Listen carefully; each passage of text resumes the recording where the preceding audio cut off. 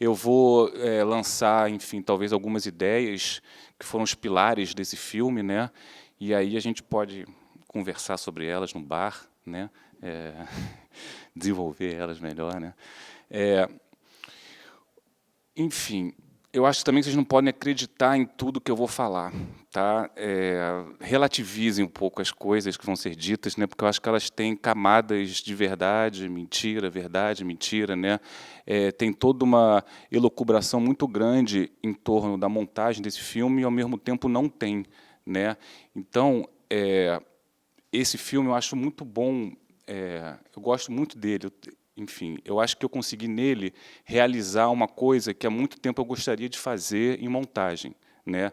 Eu sinto que nesse filme eu tive a oportunidade, né? E, enfim, em todos os sentidos, né? Então, as pessoas podem não gostar, mas eu pessoalmente me sinto profundamente realizado nesse sentido, né? Você sempre faz um negócio, não, podia ficar melhor, podia não sei o quê, papapá, mas eu acho que dentro do contexto e dentro das possibilidades e dentro daquilo que tem o documentário, que é esse o imponderável, dentro de tantos imponderáveis que aconteceram no percurso do filme, da história, eu acho que a gente, enfim, a gente conseguiu criar e manter uma unidade que surgiu desde o início da ideia de se fazer esse filme, né? E foi até o final, né? Então, e quais são essas ideias? Enfim, nesse momento de vida, o que eu tenho buscado fazer é me afastar do cinema, né? Me afastar do cinema, me afastar da edição, me afastar de tudo, enfim, ligado diretamente ao audiovisual, né? Porque eu senti que isso realmente me atrapalhava muito, né? Eu acho que quando eu mergulhei dentro da experiência cinematográfica por muito tempo, né, e muito intensamente, né?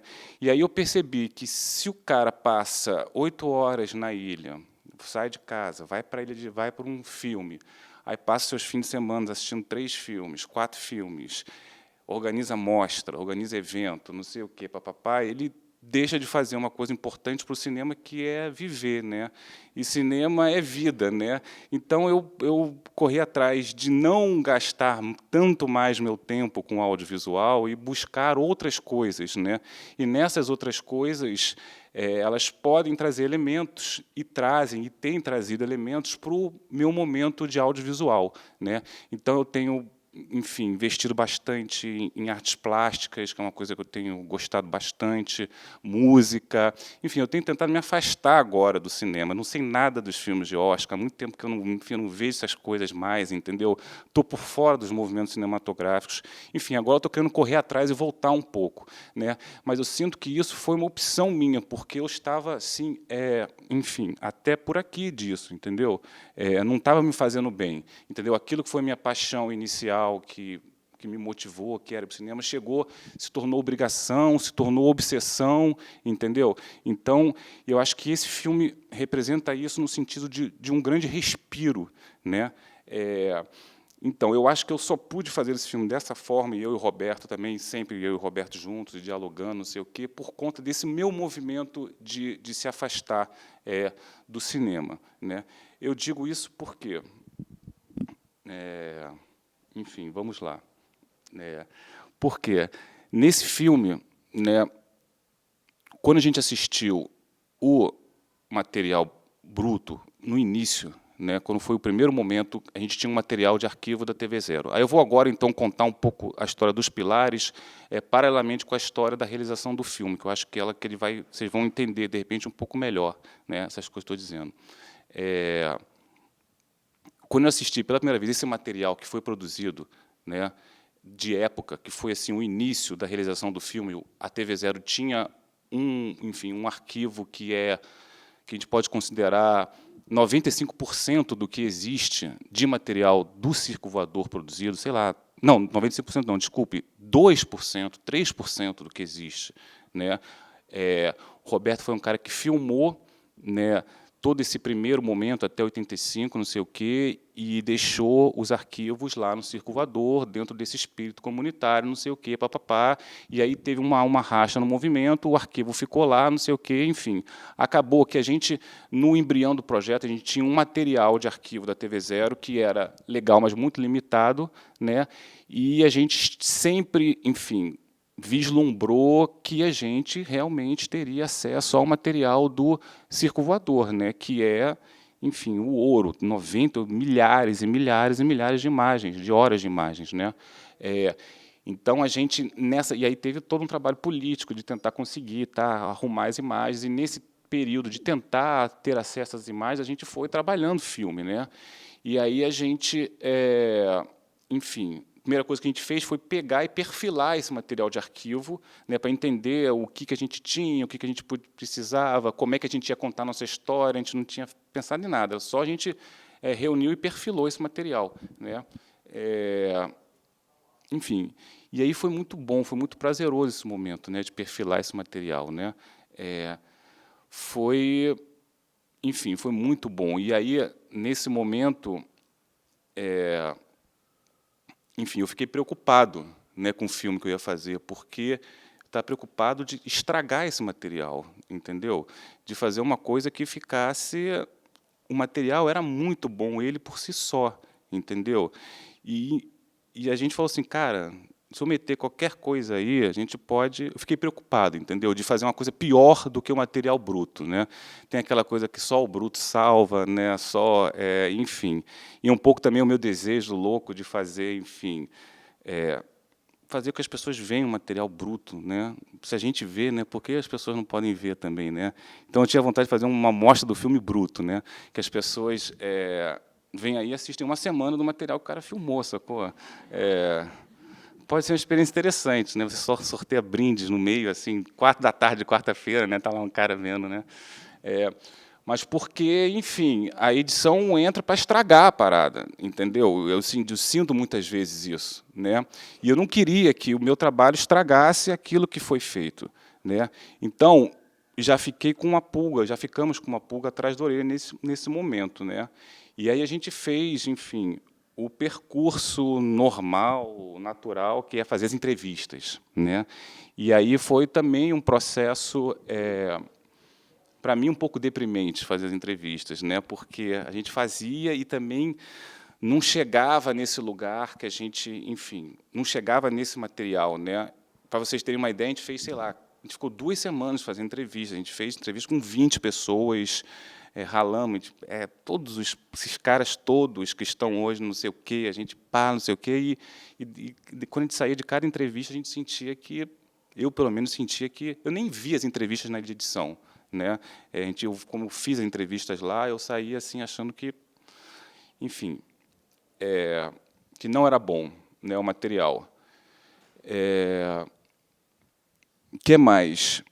A gente queria uma coisa muito importante também, que a gente queria fazer com que as pessoas vivessem um pouco essa experiência do Circo Voador, né? Que o filme, que as pessoas sentissem, né, dentro de um show do Circo Voador e que, de alguma forma, entrassem no túnel do tempo do que é aquela época, né? Não só se informassem sobre aquilo, né, experimentassem aquilo, né? E isso era uma coisa assim que veio também lá desde o início, né? E aí e essas entrevistas que a gente fez, e todo esse material presente, e qualquer tipo de intervenção que a gente fazia em cima desse material, tirava a gente desse plano que a gente queria que as pessoas chegassem, né? E que a gente chegou, e que eu cheguei ao ver esse material de arquivo, né? Eu, enfim, tenho aqui 1h40, o primeiro estirão deu 4 horas, eu assistia ali e ficava ali, caramba, não sei o quê, né? Bom, paralelo a esse material de arquivo, a gente não tinha... Enfim, o Roberto filmava todos os shows, era uma coisa assim realmente obsessiva. A gente não tinha nenhum show dessa época. A gente tinha, na verdade, um show só, completo, né? Que foi o show que a gente usou no filme inteiro, né? Que era um show de 1 ano, 1 ano de Circo Voador na Lapa. E aí teve que foram 5 apresentações. Teve o Asdrubal, o Caetano, o Brilho da Cidade, o Barão e mais um, que está aí também, né? Enfim, esse show teve 2 horas de duração e estava tudo lá, entendeu? Estava tudo lá. A gente assistiu essa fita assim, tinha materiais, uma matéria aqui da Globo, um não sei o quê, papapá, não sei o quê, mas de consistente a gente tinha um show, né? E a gente falou, bom, cara, aí chegou um determinado momento do projeto que a gente falou, enfim, a gente não vai ter esse material do circo voador, né? A gente tem esse show. Então, o filme é esse show, né? E nesse show tinha tudo que a gente precisava, né? Tinha grandes performances, tinha um som bom, tinha os tempos mortos, que era o mais importante também para a gente, né? Os nadas, né? Os improvisos, né? Aquele momento que o instrumento não funcionava, aquelas coisas do circo voador, que quem foi e viveu, enfim, um circo voador daquela época até os anos 90, não sei o que, viveu aquilo, né? Você ficava ali esperando, entendeu? O cara não tinha o que falar, ficava enrolando, né? Enfim, todos os elementos que a gente precisava estavam ali, naquele show, né? E aí, enfim, aí a gente acabou fazendo filme com esse material, né? Porque, ao mesmo tempo, aí depois a gente fica pensando, né? Ao mesmo tempo, se a gente tivesse, sei lá, 500 horas de material, que filme seria esse, sacou? Como é que seria a pegada desse filme? Como é que seria a nossa approach em cima desse material? Será que a gente teria essa visão? Será que a gente deixaria o couro comer internamente dentro das cenas? Será que a gente deixaria esses tempos? Enfim, a gente brinca até um pouco que a editora do filme foi a Jussá, né? Que cortou já 98% do material bruto, né? Aí a gente ficou... sobrou, e foi o que a gente fez com o que sobrou, né? Enfim, aí, quando a gente percebeu que que o filme teria muitas chances de ser isso, né? Porque isso era uma coisa que era boa e agradava e era legal e a gente gostava e ria, e até hoje quando eu assento e rio, né? A gente resolveu investir nesse formato, né? Então a gente se policiou, né? Como a gente só vai usar aquelas imagens, a gente se policiou em usar todos os artifícios de linguagem que poderiam ser manipulados por aquelas imagens, entendeu? Enfim, aí nisso volta esse meu afastamento do cinema, né? Porque aí eu pude voltar para mim um momento de faculdade, entendeu? Então eu meio que incorporei um moleque, né, que teve a sua primeira semana na edição, né? E eu acho isso legal, né? Porque quando eu fiz a primeira fusão da minha vida, eu me senti um gênio, né? E depois acho que eu só fui piorando de lá para cá, né? Então, na verdade, você vai se viciando, você vai aprendendo e você vai conhecendo a gramática, não sei o quê, e você vai apurando o seu olhar, mas, ao mesmo tempo, você vai perdendo um negócio, né, que, enfim, eu tinha, quando eu estava lá, no meu primeiro mês de edição, que eu achava uma coisa espetacular, e cada coisa que eu fazia era uma descoberta, e era genial, e era lindo, e o mundo se abria, né? Então, até para poder sentir isso um pouco, enfim, eu tive esse afastamento e eu me encontrei no filme nesse sentido, porque aí eu pude trabalhar os elementos narrativos de linguagem que eu conhecia na época que eu estava começando, né? Que era um audiovisual bem básico, era música, foto, né? A gente tinha poucos recursos para usar, a gente não tinha como reenquadrar as imagens, né? A gente tinha que fazer com corte seco, com os cortes, enfim, sem crossfade, não sei o quê. Então a gente se policiou muito enfim, na edição, né, para poder não usar nenhum elemento moderno de 2015, não sei o quê, de fazer o filme dessa forma, ou seja, como se ele fosse editado realmente em 85. Né? O cara acabou de filmar, Roberto entrou lá com aquelas fitas, vamos lá, a gente editou com o que a gente tinha, entendeu? Então, o lettering da abertura, a gente usou uma mesa de vídeo que eu tenho dos anos 80, né? A gente fez aquele mesmo efeito que os caras pegavam as câmeras e filmavam no tubo, né? Enfim, esses foram os recursos que a gente usou, né, de efeitos especiais, né? A gente reproduziu o lettering do VHS, né, para poder também dar essa sensação.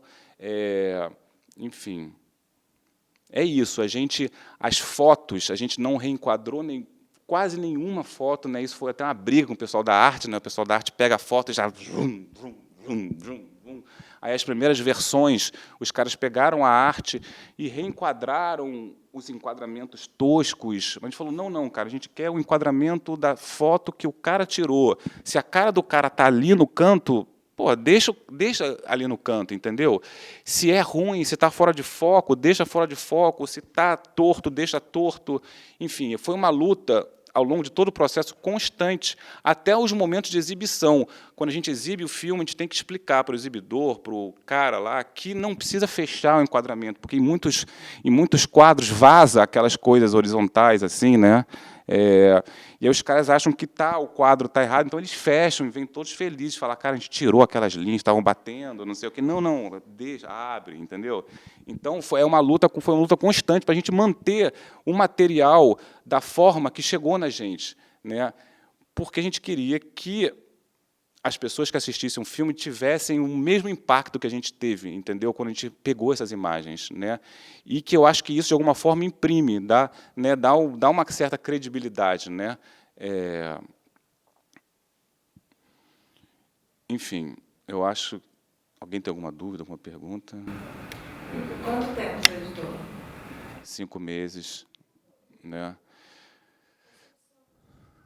Pode falar. Essa opção, que não deve ter sido fácil, de não usar as entrevistas,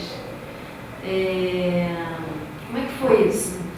Cara, na verdade foi fácil, né? Foi muito fácil. Foi mais fácil se eu tivesse usado. Não, para todos nós, a gente...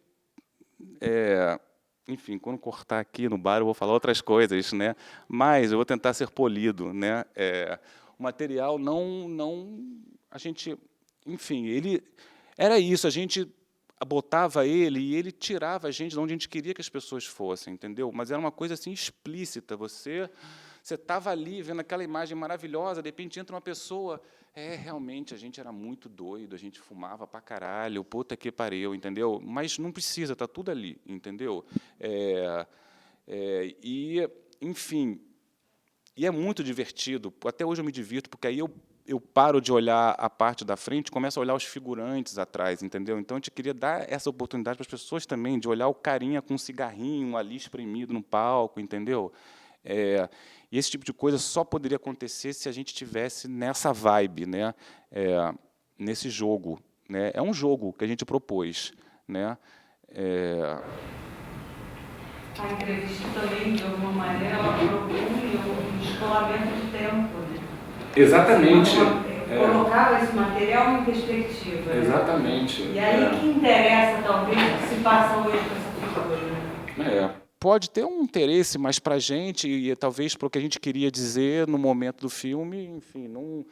O Canal Brasil está louco para que a gente faça uma série sobre o circo voador com esse material, não sei o quê, no sentido clássico. Aí eu falei, façam, cara, alguém pega, eu não quero fazer, entendeu? Porque é possível ser feito, né? E esse filme também, porque você perguntou para mim se foi difícil, na verdade foi fácil. Esse filme enfim, é a segunda parceria minha com o Roberto, em termos de direção e realização. O primeiro filme que a gente fez foi o Herbert de perto, né? E o Herbert, cara, é a antítese desse filme, em termos de quase tudo, né? De montagem, ele é frenético, editado, e eu fiquei depois um pouco empapuçado disso, né? Mas também porque a nascente dele ele nasceu de um pedido de uma TV, entendeu? Então ele nasceu como televisão e depois se tornou cinema, né?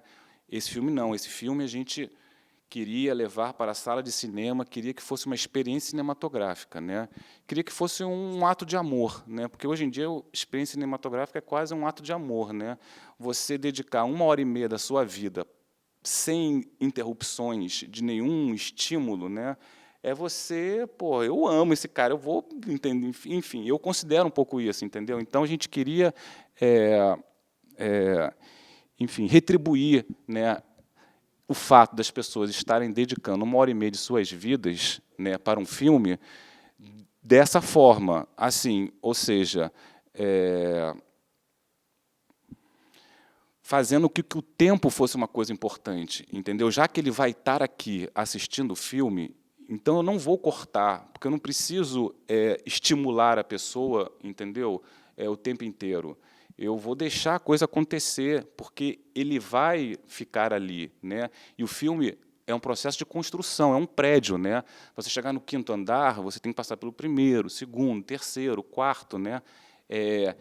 E aí, enfim, a gente construiu esse prédio. E para você chegar ao final do filme sentindo aquilo que a gente queria que as pessoas sentissem, eu acho que, enfim, só dessa forma, né? Eu perguntei isso mais também porque tem aquele outro filme do Roberto, que é um médio, né, do Darcy, que é o bruto, sem corte algum. Exatamente. E aí eu fiquei pensando assim, até que ponto isso é uma, enfim, sei lá, foi uma questão que ele está se intentando com isso, ou porque como você veio falando, que você também estava, né, vendo o material inicialmente, você acabou também tendo essa sensação. Enfim, até que ponto foi uma decisão. Porque quando tem 2 diretores, a gente fica ali, né, o que é de cada um, né?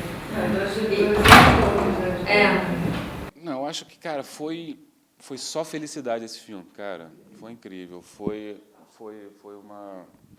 A gente já trabalha há muito tempo junto, sei lá, são 20 anos quase, né? A primeira coisa que eu fiz com ele, sei lá, tem 18 anos atrás, muitas coisas. Eu acho que a gente já chegou numa relação que a gente se entende, de respeita, enfim. Ele foi também meu mestre, então tem uma admiração, né? Mas eu acho que a gente, nesse sentido, a gente chegou junto, né?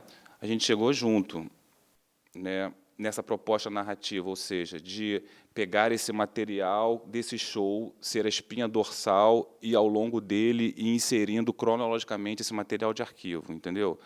Eu acho que a gente chegou junto e também chegamos junto enfim, nesse poder do material bruto, né, que a gente queria que as pessoas sentissem também o poder do material bruto, que a gente sente muitas vezes, né? Acho que não saberia dizer agora de quem foi a ideia do quê, entendeu? Mas foi coletivo, né? E foi fruto, eu acho que também do meu lado também foi fruto um pouco assim de querer deixar a coisa acontecer, sabe? Deixar as interpretações grandes, deixar tudo largo e deixar a galera viajar, entendeu? Porque a edição ela impõe muito, né? Veja isso, agora veja isso, agora veja isso. Agora você viu 3 coisas, então você pense isso, né? Isso é uma escola clássica, né? A Eisensteiniana, da justaposição, não sei o quê, né? Então a gente queria de alguma forma romper isso, né? Fazer uma coisa mais tarkovskiana, né? Aquela coisa que acontece mais dentro da cena, né?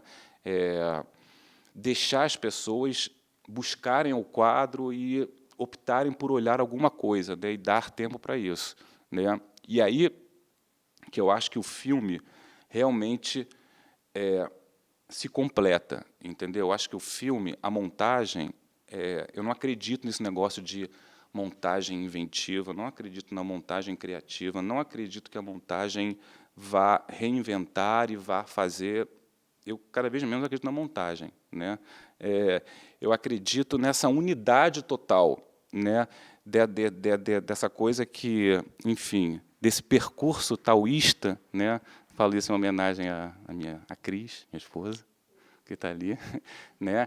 Acho que, enfim, eu acredito no percurso, né, do filme, né, que começa na ideia, no insight inicial do cara que teve a ideia de fazer o filme e que termina na cabeça das pessoas, né?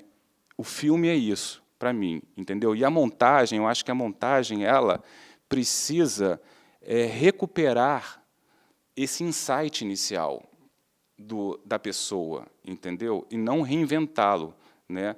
Ela precisa seguir o fluxo do negócio, né? Não quebrar e construir, né, uma outra coisa, né? O que mais? Mas constrói, né, Pedro? Constrói? Assim, por mais que seja um ímpeto inicial assim, nesse seu trabalho, inegável, né? Tem opções, várias opções, né? O peso que vai dar para uma parte, o peso que vai dar para outra. Por exemplo, a coisa do Chacal, esse depoimento final do Chacal. É uma opção, né? Você deixar, não deixar, e você está ali, né, compondo e você está construindo ali Mas uma opção, só para completar o que eu tinha esquecido, é porque durante o processo de produção acontecem tantas coisas que desvirtuam, né?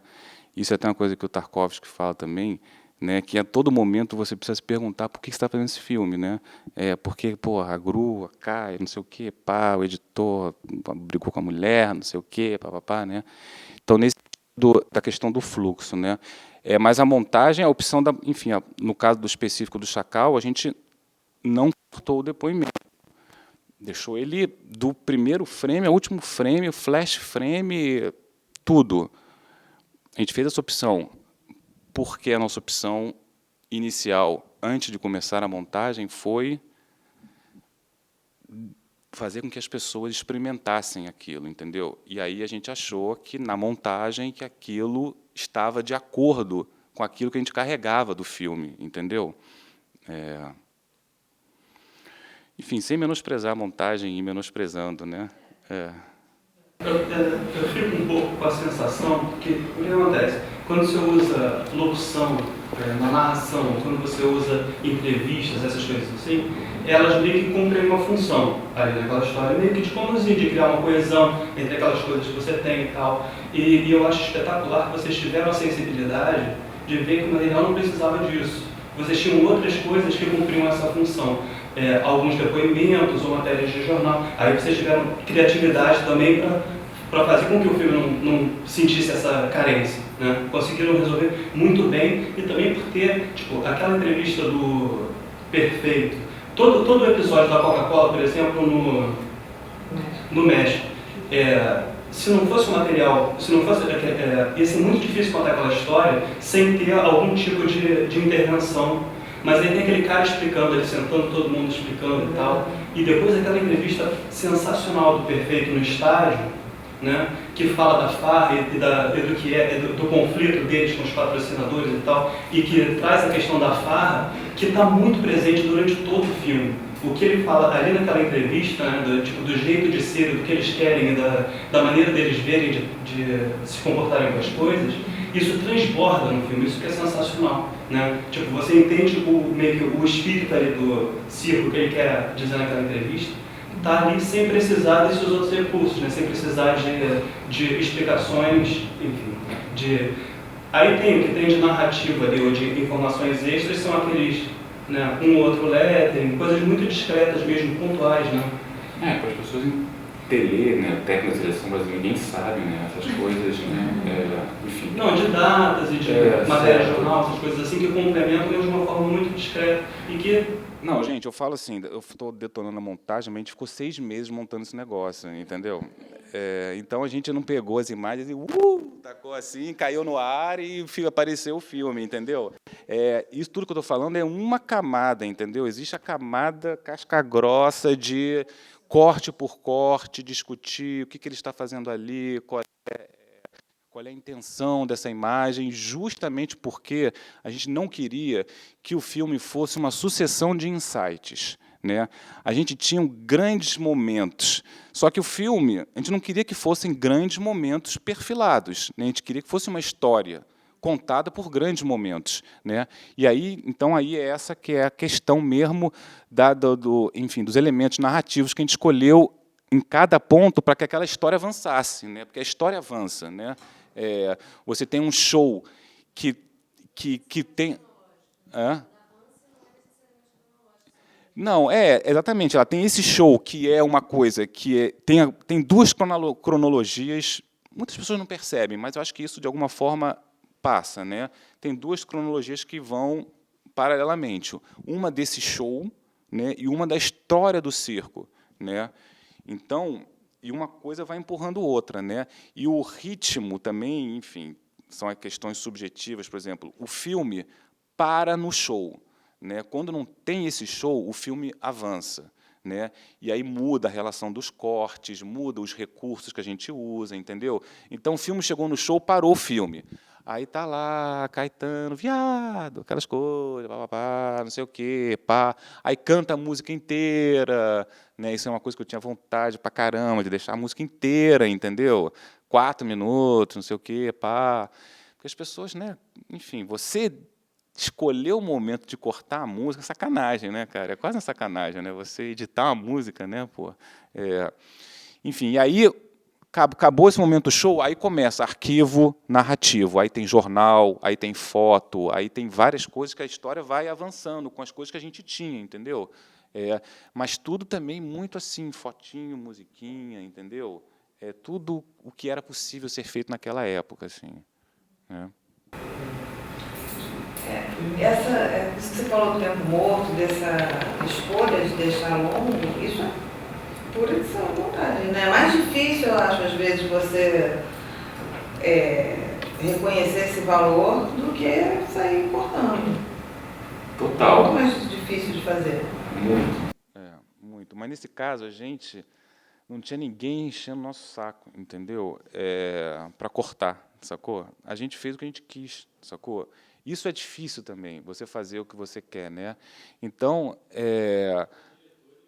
exatamente. Então, talvez eu tenha conseguido um pouco me sentir realizado, porque, enfim, eu não que impus, mas, enfim, eu vim trazendo essa ideia e amadurecendo essa ideia antes de chegar, entendeu? Uma coisa é você chegar um diretor para você com material de arquivo e 30 entrevistas e você falar para o cara, meu irmão, detona essas entrevistas. O cara vai, o produtor, vai todo mundo infartar, né? Vai te matar, né, cara? Né? Mas, enfim, você, como diretor, você tem um pouco mais moral para fazer isso, né? Limar todas as entrevistas, né? Então, talvez, enfim, esse fato seja realmente relevante, né? Mas é pura montagem isso, né? Você discernir entre qual momento deixar a coisa acontecer e não acontecer, né? Mas a gente foi muito guiado pelo aquilo que a gente achava que estava bom, entendeu? Legal. Porque um filme do Circo Voador tinha que ser um filme legal, não precisa ser um filme chato, né? A primeira coisa, quando a produtora falou para mim, pô, fazer um filme sobre o circo, eu falei, caramba, a gente tem que fazer um filme legal, né? Foi a primeira coisa que eu falei, né? Porque o Circo Voador é legal, né, cara? Então, era muita responsabilidade, assim, né, nesse sentido. Eu fiquei curiosa um pouco de saber um pouco mais desse teu processo de direção, né? Enfim, na tua carreira como montador, como é que está entrando a direção, assim, como é que foi essa divisão da direção com o Roberto, né? E essa divisão até de poder, assim, digamos. Por que ele não assina a montagem também, né? Enfim, porque se você até teve mais poder do que ele você também está dirigindo e montando. Entender um pouquinho mais como é que surgiu a ideia também, né? Se veio também de você. Não, a ideia do filme é dele, né? A ideia do filme é dele, né? Ele me chamou e falou assim, Pedro, a gente precisa contar a história do Circo Voador. Aí eu já entrei na cabeça, porra, Circo Voador. Aí você já veio na época que você era adolescente, né? Circo Voador, Sass Plus Boy, já vinha com as minhas ideias. Ele falou, não, a história que a gente precisa contar é essa. É da geração que fundou o Circo Voador, que é uma história que ninguém conhece, né? Então, aí eu entendi, vi e concordei que o recorte seria esse. E é muito bom você ter um recorte, é fundamental, né? Porque imagina a gente fazer 30 anos de Circo Voador, sacou? Loucura, né? Então, o recorte foi muito bom. O recorte foi dele, né? A partir daí, como que a gente ia contar essa história? Esse recorte já veio originalmente pelo fato de não ter acesso? Não. O material que o pessoal do circo tem compreende essa época também. Tem milhares e milhares de shows de 82, 83, 84, 85, entendeu? Toda essa época que a gente não tem, né? Eles têm lá, né? Tá lá para ser feito algum dia, né? Mas esse processo, você fez muitas perguntas. Na questão da direção, é uma coisa que agora eu estou dirigindo uma série, eu tenho curtido, enfim, eu monto porque é o que me dá mais dinheiro, né? Porque se não fosse a coisa que me desse mais dinheiro, eu faria outras coisas, entendeu? Realmente, né? Eu tive 2 filhos, entendeu? Então, eu passei 10 anos construindo uma questão essa questão do audiovisual, né? Aí eu estava precisando ganhar dinheiro, o que eu vou fazer? Eu vou editar, porque é o que eu sei fazer, entendeu? E aí eu fui nesse fluxo da edição, lógico, eu sou apaixonado, gosto muito, não sei o quê, entendeu? Mas eu não desenho uma carreira de montador para mim, entendeu? Eu não sei o que eu desenho a carreira de Pedro Bronze, né? Eu quero ser o melhor Pedro Bronze possível, né? Não, mas eu não vejo. Aí, nesse sentido, agora eu estou com vontade de dirigir, estou sentindo legal e filmar, entendeu? Estou sentindo. Tá um fluxo natural, assim. Vai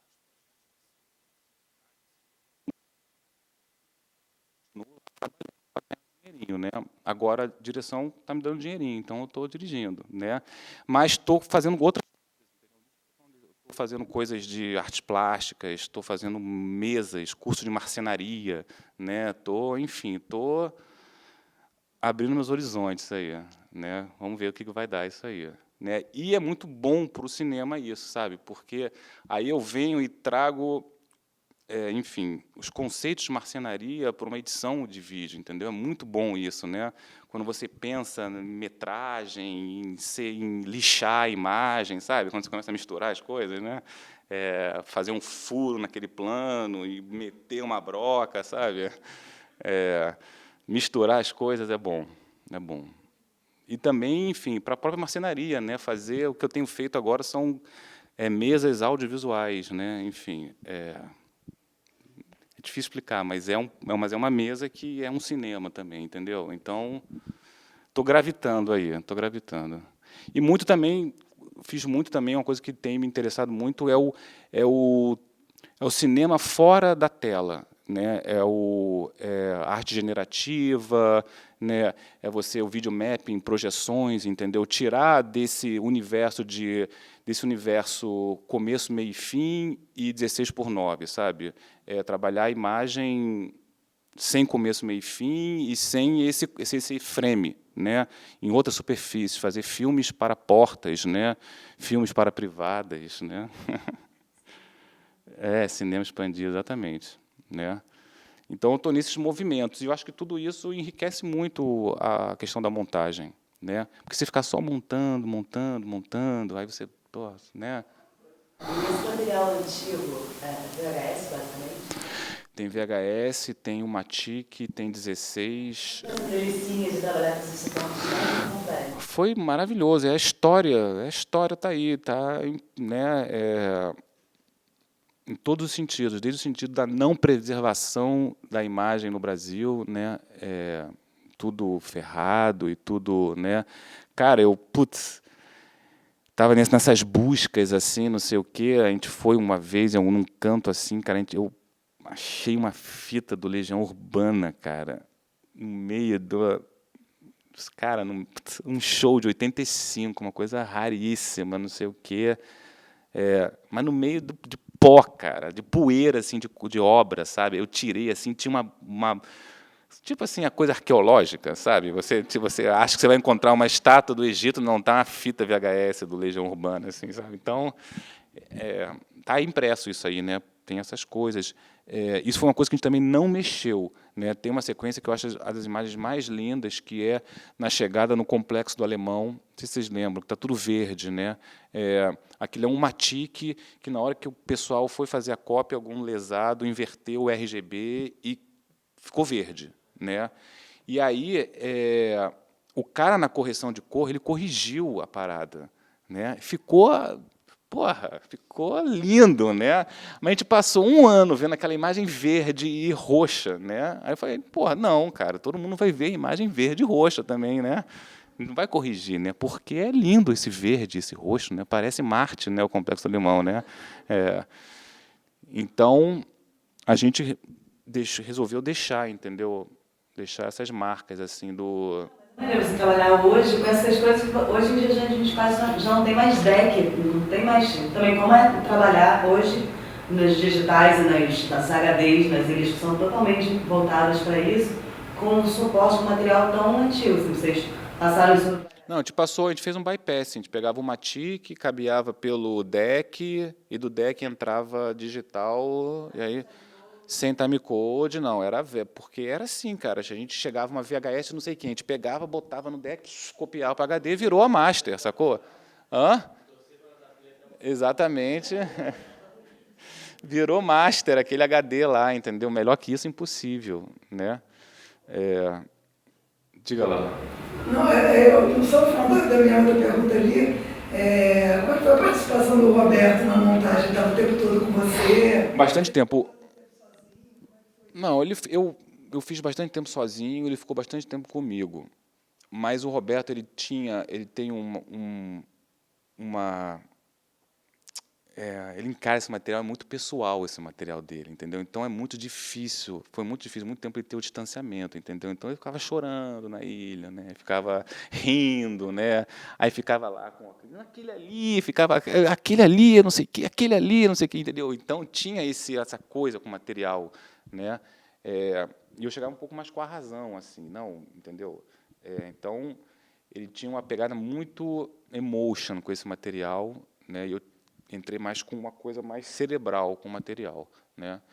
Mas foi tranquilo, cara. Eu acho que a gente já tem também um esquema nosso de que vai embora, sacou? Ou vem, aí ele também ensinei ele a mexer no Final Cut na época, né? Então ele quer ver o bruto de novo, aí vê o bruto, sacou? Eu vou embora, entendeu? Ele fica lá vendo o bruto, fazendo marca, sacou? E aí eu também tenho o meu tempo, e a gente tem o tempo junto, sacou? É uma coisa que flui, tranquilo. O que eu achei legal é que eu vi muito dessa galera assim, é muito fechada com meu pai, assim, né, tipo, o Bertinho também. Então, muitas pessoas ali eu conhecia de criança, tipo, o Diduche, o Maurício Sete, o Cláudio Cohen também, assim, tipo, o Cláudio Cohen eu lembro de ver, sabe, eu nem vi ele, não consigo nem reconhecer nas imagens, assim, sabe, eu fico tão novo que, mas, pô, é muito legal isso, eu acho muito bacana, assim, como que deram valor para todas as pessoas que estão no filme, assim, sabe? Que participaram dessa história mesmo, assim, sabe? Tipo, de acreditar todo mundo. Muito maneiro, assim. Eu sempre ouvi falar dessas histórias, sempre permeou a minha imaginação, mas eu nunca consegui ver, assim, sabe? Dessa vez deu para ver, né? Muito legal. E aí, vamos beber? Fala aí. Você queria perguntar, né? Fala aí. A gente estava falando sobre a construção do filme e de deixar a montagem meio não interferir o mínimo possível lá na ideia inicial. Foi uma das coisas que me chamou a atenção desde o início do filme, porque ele igual se falasse, a gente resolveu derrubar todas as entrevistas que foram fazer, vocês iam estar criando uma análise de um fenômeno, de uma coisa que aconteceu. E aí, ao invés disso, as duas entrevistas da época, e acho que isso reconstitui, ao invés de construir, isso reconstituiu e entregou de novo para as pessoas um documento formidável. Assim, tipo, a gente vê um pedaço de um show inteiro, vê o depoimento de alguém que não sabe explicar muito bem o que é o circo voador, porque já estava em processo, estava acontecendo. Eu gostei muito de ver os depoimentos de época ali, porque não é alguém vendo depois, há 30 anos mais tarde, não, é alguém vendo ali, tentando definir, ninguém consegue definir, e o que define é o filme em si, assim, esse show, justamente. Eu queria definir, o circo é isso aqui, cara, tipo... O que define é você, né? Pois é. Ao assistir o filme, né? Essa foi a nossa preocupação, que as pessoas chegassem às suas próprias conclusões, que não tivessem conclusões pré-concebidas no filme, sabe? Que a galera olhasse, né? Porque, enfim, é isso. Que a galera realmente...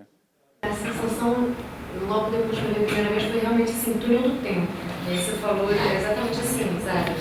Túnel do tempo, assim, você entrou de um tempo que eu nem vivi, né? Quer dizer, eu vivi, mas o circo voador que eu vivi foi posterior a isso. Então, realmente uma coisa... Você se transporta para aquela experiência mesmo, é sensorial nesse sentido.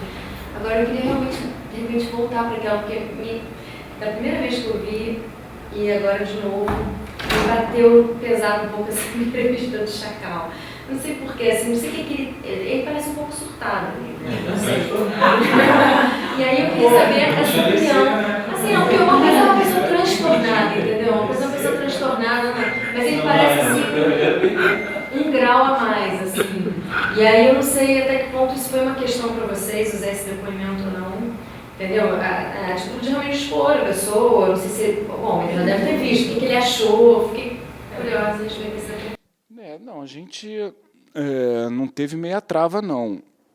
A gente não teve nenhuma meia trava. A gente, em determinado momento, até a gente você vê que tem um próprio corte de câmera, né? Tem dois longos trechos, né? A gente, no primeiro momento, a gente deixou só o primeiro corte de câmera, depois a gente falou, não, deixa tudo, né? É bom, né?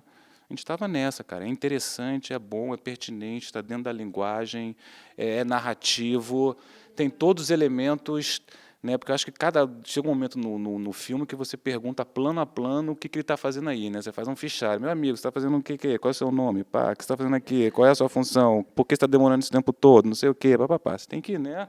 Plano a plano, você tem que interrogar, né? 3 vias, fotos por 4 de cada plano, não sei o quê, papá, né? E esse plano estava preenchendo todos os requisitos que a gente perguntou para ele, né? E com louvor, né? E aí a gente não se furtou de usar ele. A gente falou para o Chacal, o Chacal assiste o filme, ele falou, eu não quero assistir o filme, né? Aí, enfim, a gente falou, sentiu que ele ainda estava nesse espírito, né? Estava na mesma vibe, a gente sentiu que não ia ser problema, né? E ele só assistiu o filme pronto, muito tempo depois, só na Fundição Progresso aqui, pronto, já na terceira estreia, né? Não, ele falou, Isso foi o mais concreto que consegui dele foi porra, né? Foi.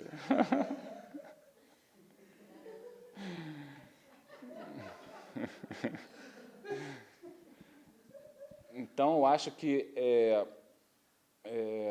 claro, eu entendo que tem a questão do personagem, de proteger e de não expor, e a gente teve um cuidado, muito cuidado, em construir a figura do perfeito, né?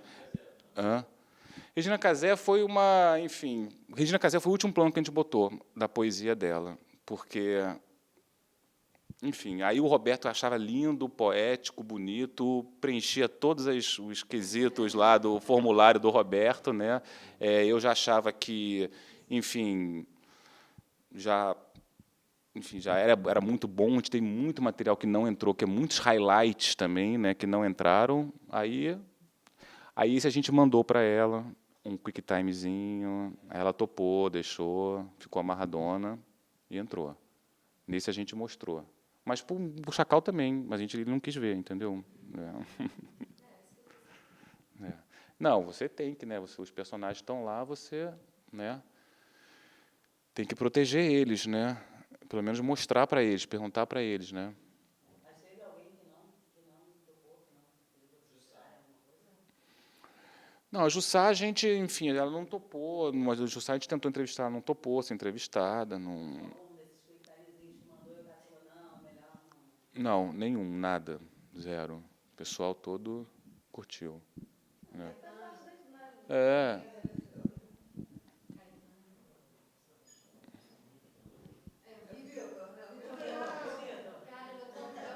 Pô, o Vitor levou a filha lá, cara. O Vitor amou, cara. O Vitor, pô, aquela biba, né, cara? Aquela deusa grega. Não, o Vitor curtiu também. No início fez um cu docezinho, então ela curtiu. Não, no início ele fez um cu docezinho, mas ele curtiu. E aí, tá bom? Tá bom? Tá bom, né? Tem uma parada que é muito bacana desse negócio da farra, né? Dessa ideia da farra e de mostrar porque, tipo assim, tem lá o Rock Brasil, o pessoal da poesia, o pessoal das Blue e tudo mais, que meio que são os caras que mais ocuparam aquele espaço, mas também tem a orquestra, né? O Agnaldo Timóteo, aquele Agnaldo Timóteo no final dizendo, daqui a não sei quantos dias tem Agnaldo Timóteo, assim, né? Que é essa diversidade do circo, que é muito a cara deles também, né?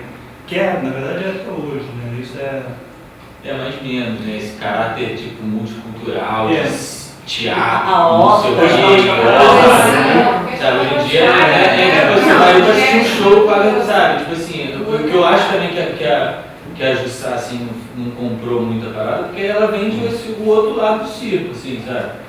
O circo hoje em dia a parada que a prefeitura autorgou pra ela fazer, então, tipo assim, acho que tem isso, sabe? Também. Não, pois é. Cultural, hoje é uma casa de show. Ele perdeu esse caráter, total. E a gente queria, na verdade, a história é disso, é a história de uma galera, né? É a história de uma geração, a história de uma época, né? E o Circo Voador é um pouco catalisador, mas é isso, é a história de um sentimento, de uma época e de um momento, né? Não. Esse aí foi um festival. Tocaram várias vezes, mas não. Mas isso aí foi a primeira apresentação do Paralamas no circo, né? Essa aí foi em 83, né? O Legião chegou no circo em 85, assim, um pouquinho depois, né?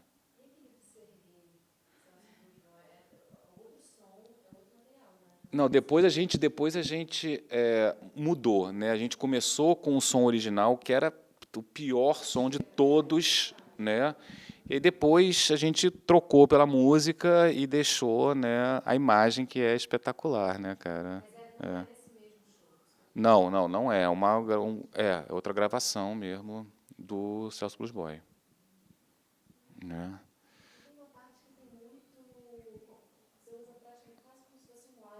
Os dropouts, né? É, a referência caindo, é. Não, dos arquivos. Isso era do lado do Matic, né? Isso é uma coisa muito de um Matic, né? Não usei, não roubei, cara, não roubei, não. Não, eu casei erros, né? Fiz umas coisas casadinhas ali. Não, a gente casou, mas a gente não pegou aquele defeito e botou no meio dos cortes, né? Esse tipo de picaretagem a gente não fez, não.